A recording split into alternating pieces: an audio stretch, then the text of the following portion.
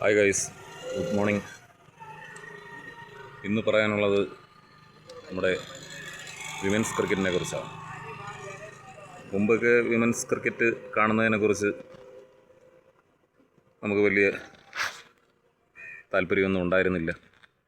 കാരണം ഒരു എന്താണ് സ്ലോ ആയിട്ടുള്ള കളിയാണ് എന്നൊക്കെ. അതേസമയം നമ്മുടെ ഇൻ്റർനാഷണൽ വേൾഡ് കപ്പ് ക്രിക്കറ്റ് കണ്ടപ്പോഴാണ് വിമൻസ് ക്രിക്കറ്റ് എന്തുമാത്രം മാറി എന്ന് മനസ്സിലാകുന്നത്.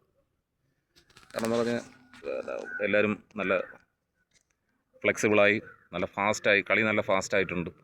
അതുപോലെ നമ്മുടെ ഇന്ത്യൻ ടീമിനെ കുറിച്ച് പറഞ്ഞു കഴിഞ്ഞാൽ മികച്ച പെർഫോമൻസിലൂടെ വേൾഡ് കപ്പ് നേടി. അതായത് നമ്മുടെ ടീമിലുള്ള എല്ലാ അംഗങ്ങളും നല്ല മികച്ച ഫീൽഡർമാർ കൂടിയാണ്. കാരണം ലാസ്റ്റ് ഫൈനലിൽ അവസാനത്തെ ക്യാച്ച് എടുത്ത നമ്മുടെ ക്യാപ്റ്റൻ ഹർമൻപ്രീത് കൗർ സൂപ്പർ ക്യാച്ചായിരുന്നു. എക്സ്ട്രാ കവറിൽ നിന്ന് ക്യാച്ച് എടുത്തതായിട്ടാണ് ഞാൻ മനസ്സിലാക്കുന്നത്. അതുപോലെ എടുത്തു പറയേണ്ടത്, അത് പറയാതിരിക്കാൻ അതിന് വേണ്ടിയിട്ടാണ് ഞാൻ ഈ വീഡിയോ ഇടുന്നത്, നമ്മുടെ ഹാർലിൻ ഡിയോൾ. ആള് നമ്മൾ കരുതിയതുപോലെ ഒന്നുമല്ല, വളരെ മികച്ചൊരു ഫീൽഡറാണ്. ഇംഗ്ലണ്ടുമായിട്ടുള്ള ഒരു മാച്ചിൽ ബൗണ്ടറിയുടെ അരികിൽ നിന്ന് 6 പോകുമായിരുന്ന പന്തിനെ അവർ പിടിച്ചപ്പോൾ ബാലൻസ് തെറ്റി. അവർക്ക് മനസ്സിലായ സംഭവം ബൗണ്ടറി ലൈനിന് വെളിയിൽ പോകും. അവരവിടെ നിന്നുകൊണ്ട് ബോൾ ഗ്രൗണ്ടിലേക്ക് തന്നെ പൊക്കി എറിഞ്ഞു.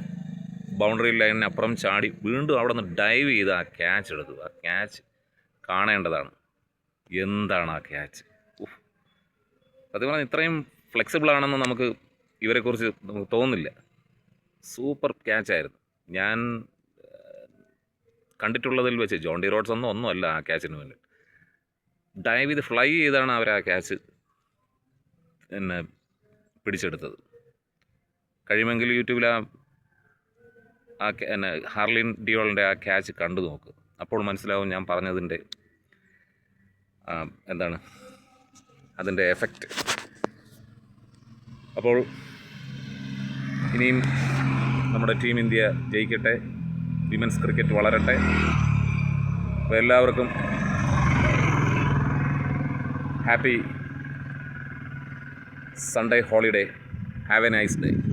Okay, bye. എല്ലാവരും സന്തോഷമായിരിക്കും.